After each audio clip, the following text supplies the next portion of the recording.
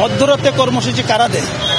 যারা মধ্যরাতের চিফ, যারা অন্ধকারের চিফ, এই জামাত শিবির চক্র এবং বিএনপির যারা সন্ত্রাসীরা, এই স্বাধীনতা বিরোধী চক্র জামাত শিবির এবং স্বাধীনতা বিরোধী চক্র যে আশ্রয় প্রশ্রয়তা বিএনপি, এদের মিলিত ফলশ্রুতিতে কিন্তু আজকে এই জনজীবনকে ব্যাঘাত করার জন্য, সাধারণ মানুষকে আতঙ্কগ্রস্ত করার জন্য তারা বিভিন্ন ধরনের কর্মসূচি দিচ্ছে।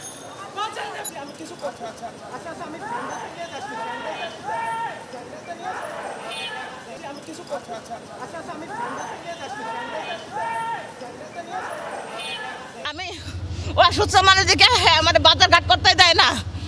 খালি কেবল বাজার গেছে ইয়ং পোলাপান দেখলে কি ধরা লাগবো? কারণ মানুষ যারা ভার্সিটি পোলাপান কি করছে, ও তো ইয়ং পোলাপান দেখলে কি ধরা লাগবো? কারণ আমার ছেলে তো এই ভার্সিটিতে পড়েও না।